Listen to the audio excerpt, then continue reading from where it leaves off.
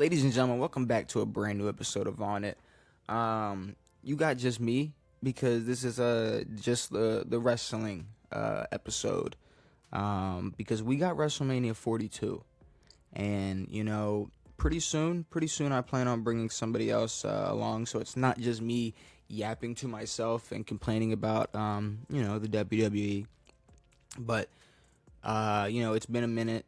Obviously, it's been a lot of other things to cover in the sports world, but we do have WrestleMania 42, and I kind of just want to talk about whether or not not as something, not as simple as is it going to be good, is it going to be bad. It's really at this point, can it be saved?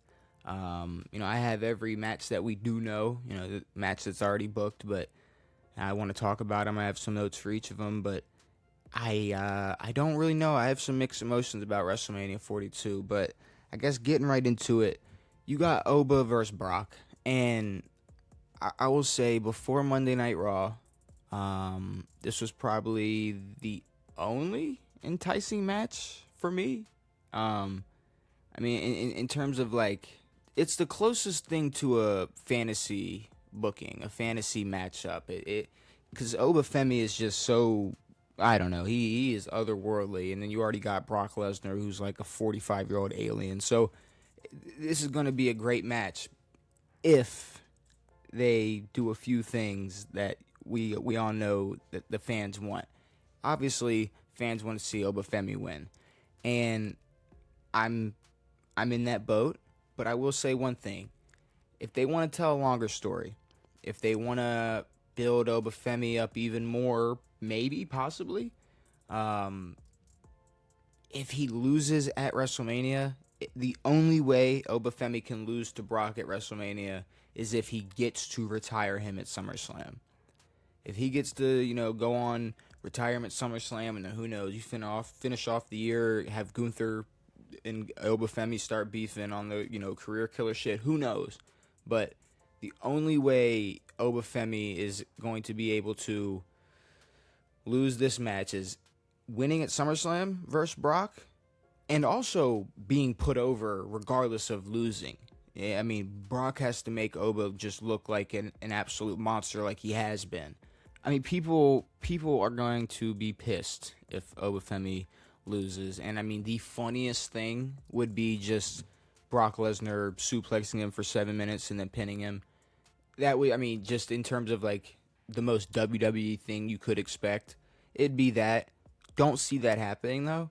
I guess I won't give my final prediction until I really I see those go home shows. Once we see those go home shows, I'll make sure I get those predictions in. But Oba versus Brock for me right now, in terms of a top 3 list, I think this match could definitely fall under that top 3 category.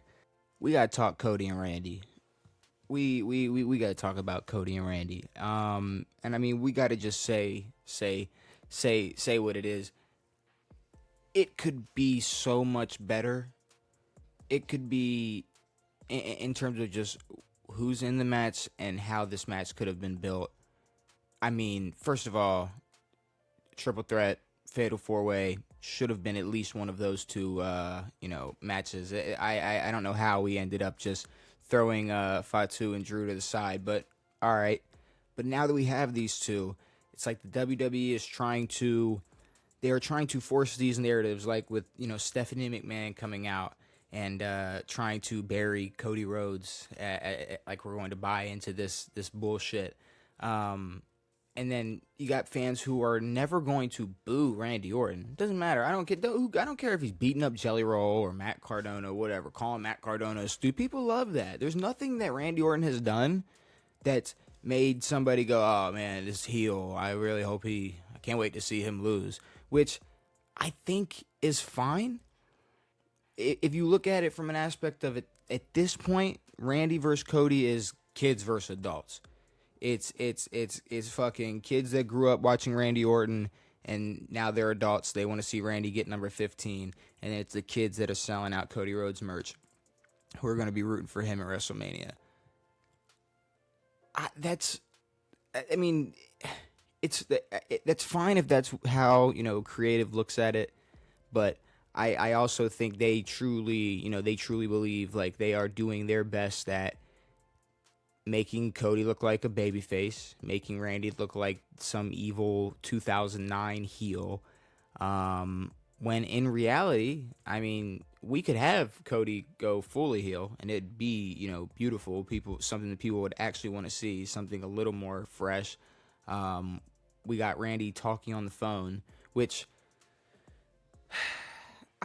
maybe maybe I'm just, I don't know, maybe I'm just getting older and I'm just getting at that age, but Randy Orton talking on the phone every week is not drawing me. Like, I'm not getting any more excited for this match. I'm not getting invested. I'm not sitting there wondering if he's talking to fucking Bob Orton or The Rock.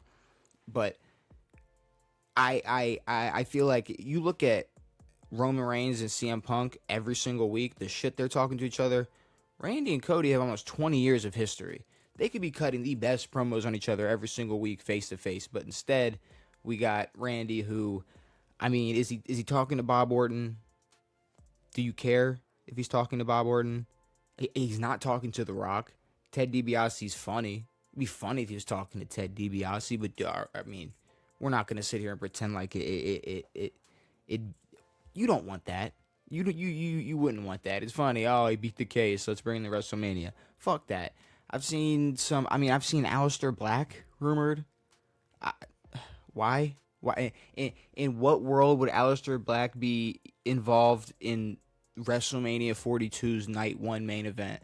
That's an original sentence. That's a sentence that you never thought you would hear, and that's something that you're never going to see. That's not happening.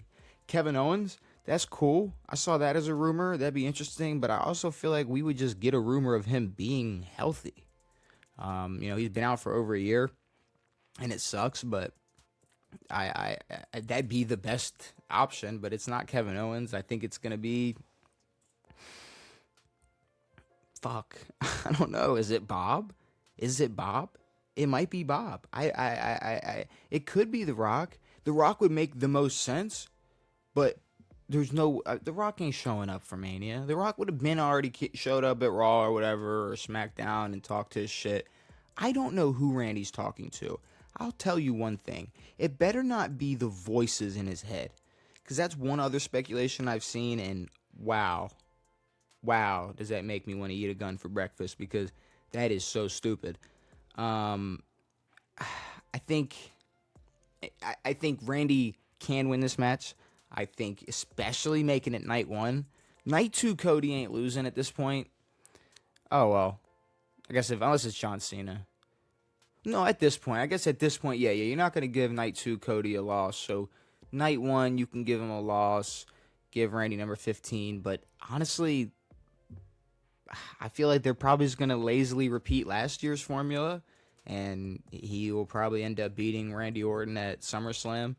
And it's right back to the same shit, to before the year even started. So, this is what I mean by enticing. Like, Cody Rhodes and Randy Orton, we've been talking about for a while. We've been talking about as, something that, I mean, it was going to be a promo at some point. It was going to be we were going to have this feud, but it's just not. It just hasn't panned out it just hasn't panned out to be what we expected to be. At least the build, which is, can they save this in Mania? Probably. Probably going to be similar to Punk and Roman, a bunch of false finishes and a bunch of nail biting moments. But it's it's going to close the night 1.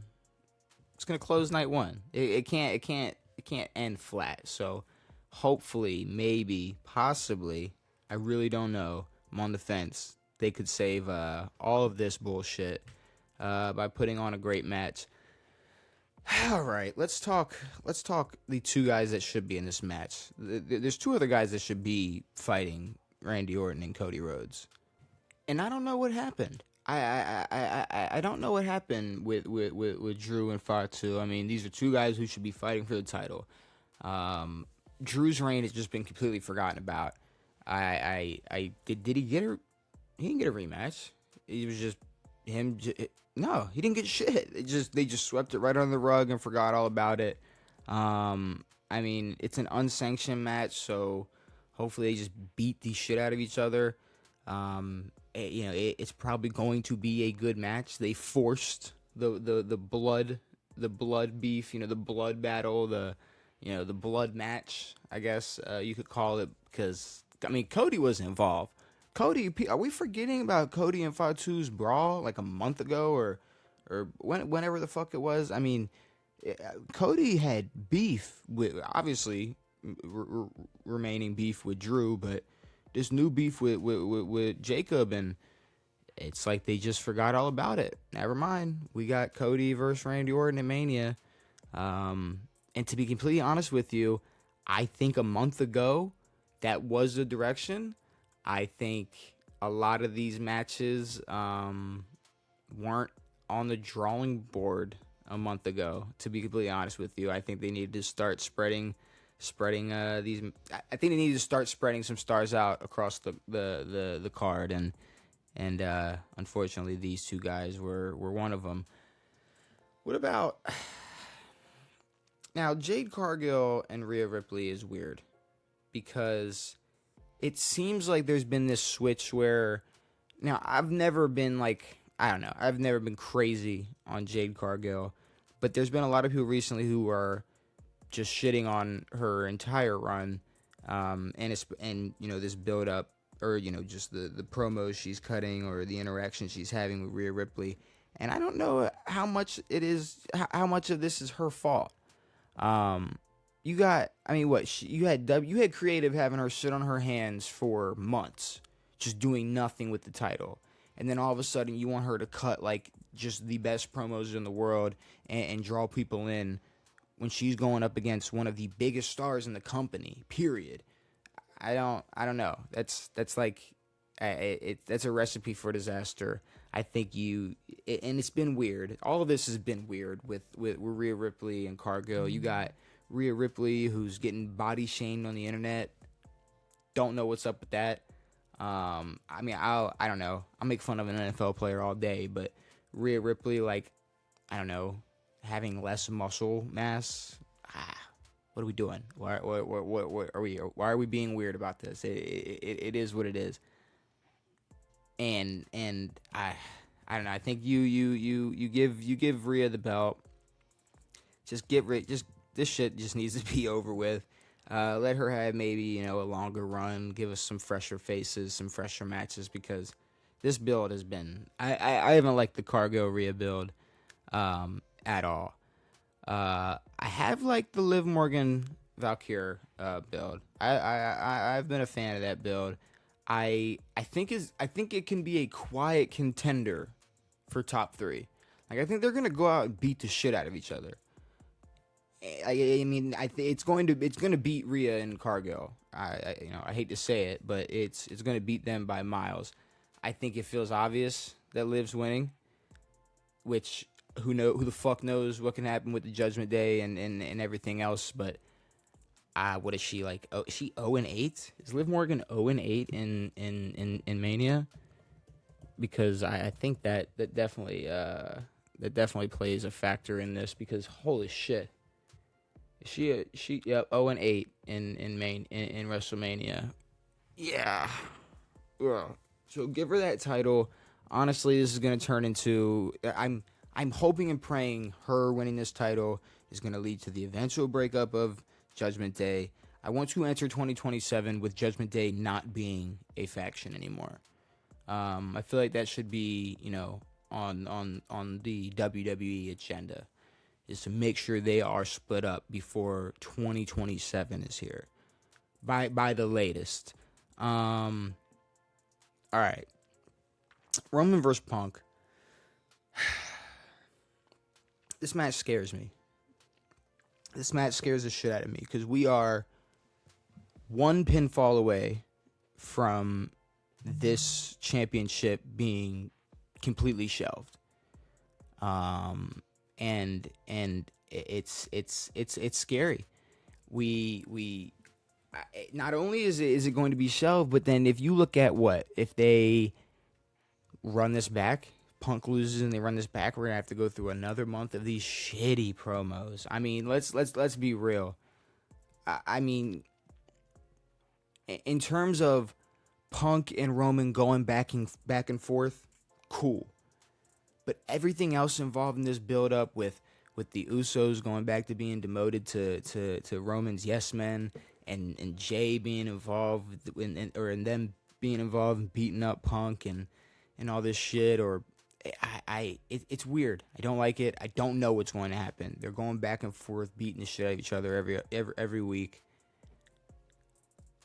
And the scariest part, as someone who would like to see CM Punk walk out as champion, is Roman kind of needs to win. It kind of is the only thing that makes sense. I mean, Roman Reigns beating CM Punk at WrestleMania is the only thing that makes sense. Because then who else are you going to believe or buy into that's going to beat CM Punk for that world title? If he beats the Tribal Chief at Mania after all this build, after all this shit talking about his dad and whatnot, this 47-year-old is going to go on to beat who? Or lose to who? Who is he going to lose to? And another thing, these two 40-year-olds are arguing about who's older. You're old, I'm old. These are two fucking gray-haired motherfuckers who are still great in the ring. So why are we talking about age? Let's maybe pull back from talking about age and talk some real shit. Either way, like I said, it only makes sense for Roman to win this match, because you're not going to buy into anybody else trying to beating Punk moving forward, and it's sad, because this title is probably going to be put up on the shelf. Roman will show up here and there, probably drop the title by SummerSlam, and then go back into hiding till Mania. That is the formula, so that's probably how it's gonna go down, to be honest with you. It will be a good match, though. I think there'll be 20 false finishes, a bunch of run-ins, and whatnot. It is the main event of WrestleMania, so it can't end flat. There's absolutely no way. You got AJ versus Becky. I mean, I don't know. I wonder who's gonna stay around and who's gonna take a break until SummerSlam. I don't know. That doesn't answer your question. I don't know, but not really a big fan of AJ Lee's return. These tag titles, man.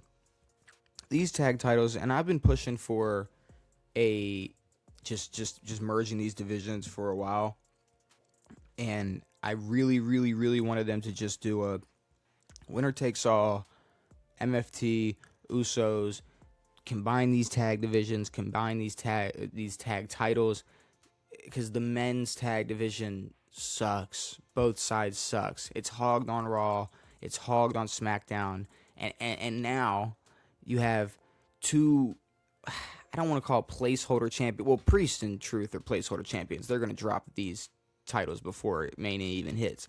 But I don't know what's going on with the Vision beating the Usos, because I got a really good feeling the Usos are going to win those titles back probably by Mania. And then what?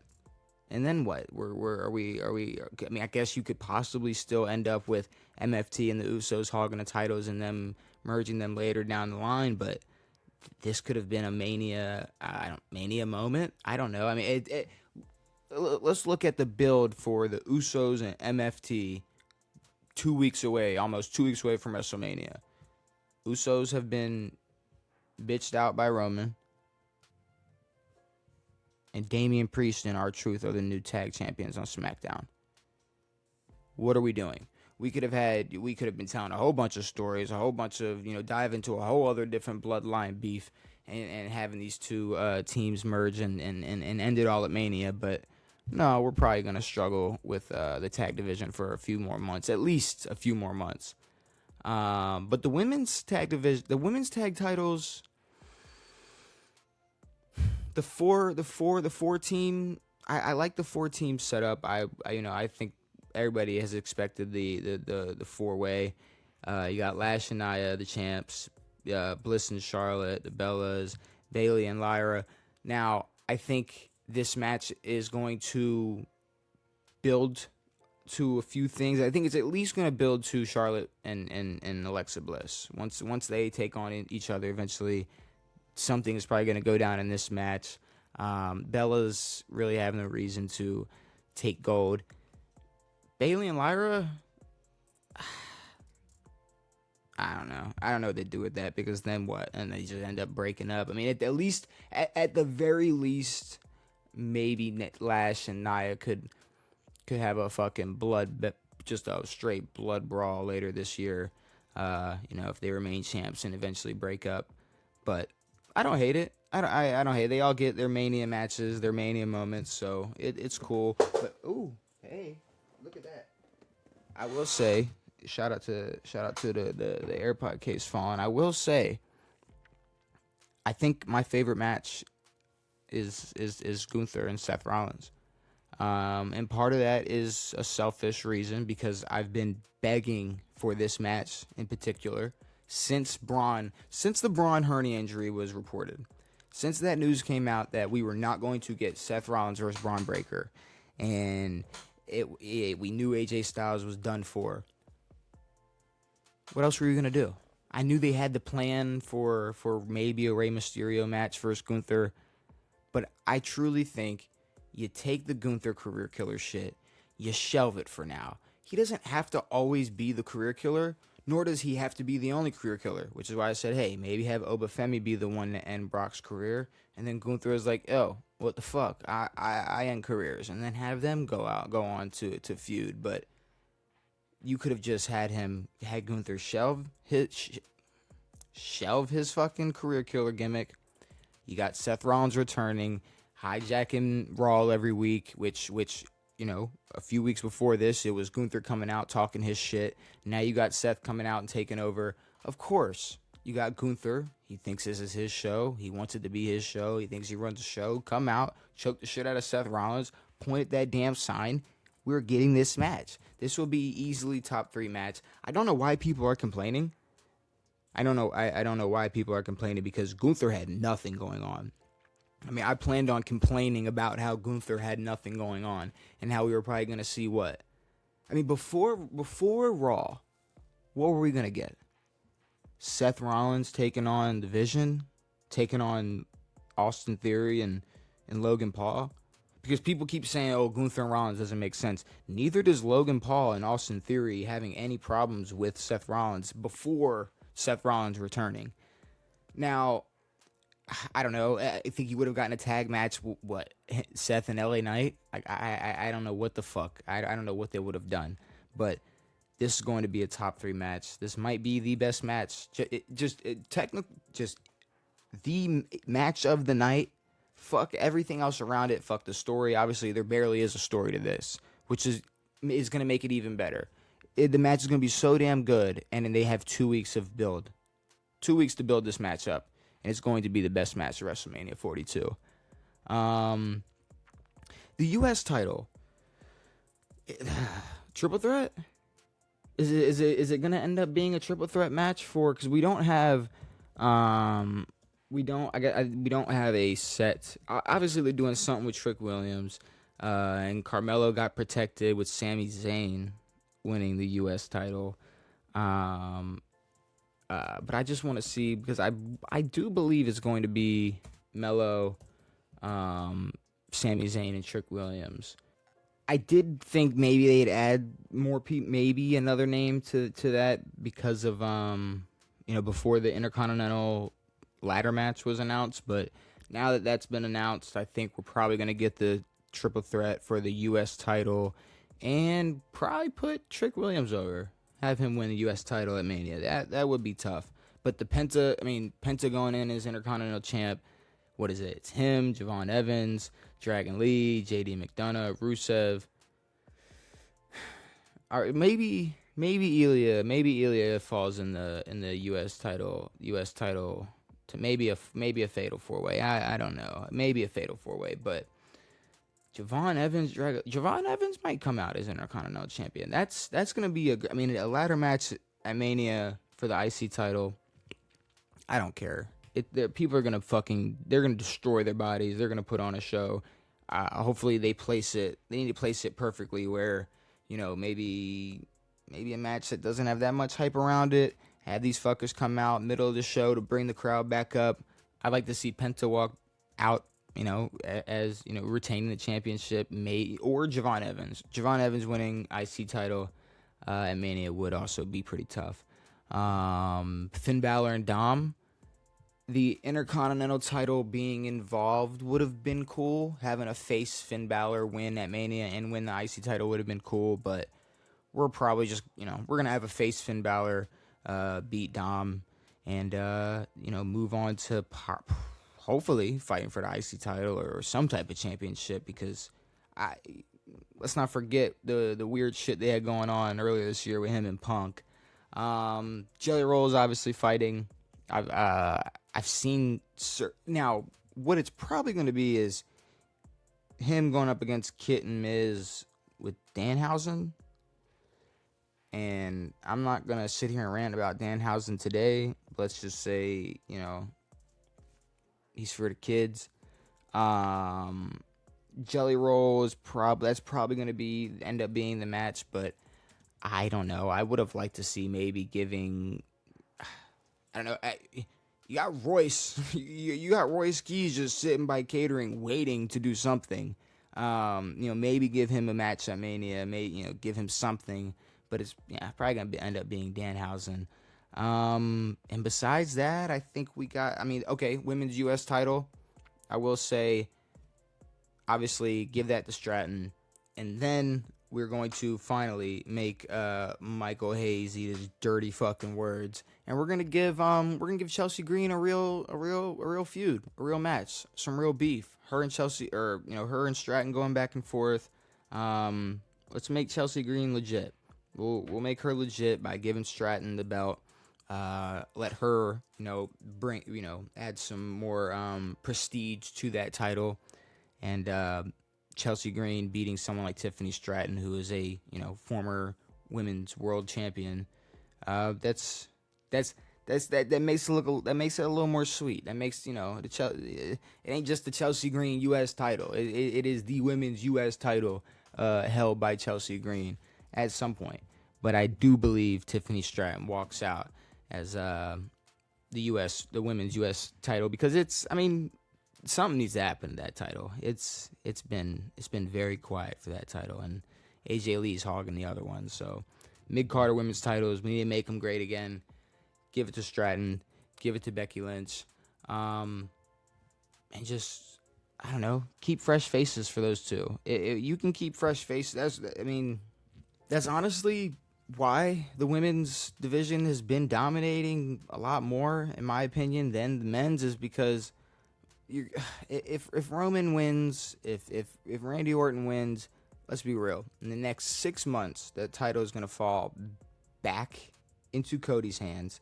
I don't know where the world title could go. Roman could, I don't know, drop it to Gunther or somebody, but if you had Rhea, Stratton, Becky all holding titles, all holding gold, that alone, you're putting fucking top tier names to these titles, and then new faces, new matches. You're not gonna see the same bullshit like we do in this men's division. So I would love to shake shit up. Javon Evans, give him the IC title, give Trick the US title. Stop giving Sami Zayn title matches. Just stop doing it, period. Please, stop doing that. And maybe, just maybe, we could have a halfway decent WrestleMania 42. But that's pretty much all I got. That's gonna wrap it up for my takes on all the matches we have booked for WrestleMania 42. I think there may be a couple more matches we're waiting to see get booked. I don't even know if all the ones I talked about are set in stone, but regardless, I will be back on here to give my official predictions for WrestleMania 42. I do have a couple more, WWE related topics to talk about before Mania. But that's gonna be it for today. So hopefully WrestleMania 42 isn't as disappointing as some of you may believe it will be. And brand new episodes every Tuesday and Saturday. We'll be back on Saturday to yap about the normal shit, the NFL, logo brackets, some Jeopardy, all the regular shit. Hopefully you enjoyed this episode of On It. I will be back with Devin on Saturday. It has been me. It has been real. I'm out.